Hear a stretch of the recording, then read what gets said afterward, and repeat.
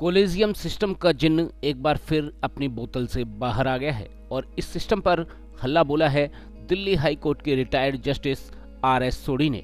Justice Sodhi ने एक निजी चैनल को दिए साक्षात्कार में कहा कि सुप्रीम कोर्ट और हाई कोर्ट में जजों की नियुक्ति के तरीके में बदलाव लाने पर विचार किया जाना चाहिए।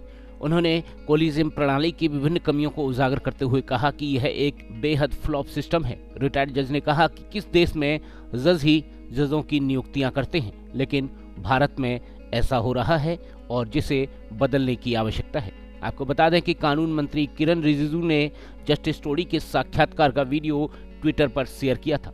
इसमें हाई कोर्ट के सेवानिवृत्त न्यायाधीश ने कहा था कि शीर्ष कोर्ट ने सुप्रीम कोर्ट और हाई कोर्ट के जजों की नियुक्ति का खुद निर्णय लेकर संविधान को हाईजैक कर लिया है।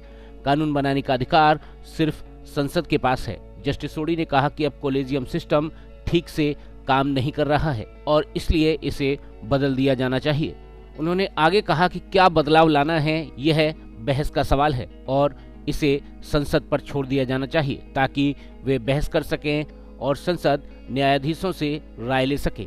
उन्होंने विभिन्न हाई कोर्टों में बड़ी संख्या में जजों का भी उल्लेख करते हुए कहा कि यह न्यायाधीश बेहद प्रतिभाशाली हैं और उनकी अपनी राय है।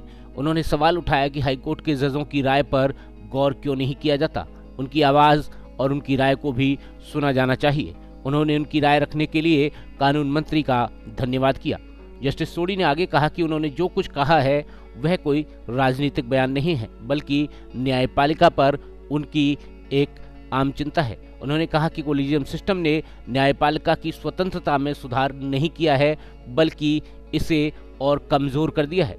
पूर्व जस्टिस सोढ़ी ने कहा कि हाई कोर्ट अपने स्तर पर सर्वोच्च है और सुप्रीम कोर्ट अपने स्तर पर, लेकिन वर्तमान व्यवस्थाओं के कारण हाई कोर्टों द्वारा जमानत और अन्य मुद्दों पर पारित लगभग हर एक आदेश को सुप्रीम कोर्ट में चुनौती दी जाती है। वहीं कानून मंत्री किरण रिजिजू ने कहा कि न्यायाधीश के न्याय देने के तरीके से लोग उनका आकलन करते हैं। उन्होंने कहा कि ऐसा इसलिए होता है क्योंकि न्यायाधीश निर्वाचित नहीं होते हैं, इसलिए उन्हें सार्वजनिक जांच का सामना नहीं करना पड़ता। न्यायपालिका और कार्यपालिका के बीच जारी रस्साकसी के बीच केंद्रीय मंत्री ने कहा कि सोशल मीडिया के इस युग में कुछ भी छुपाया नहीं जा सकता। आम नागरिक सोशल मीडिया के माध्यम से सरकार से सवाल पूछते हैं और उन्हें ऐसा करना भी चाहिए। सरकार पर हमला किया जाता है और सवाल किए जाते हैं और हम इसका सामना करते हैं। आपको बता दें कि केंद्रीय कानून मंत्री पहले भी कोलेजियम व्यवस्था के खिलाफ लगातार बोलते रहे हैं।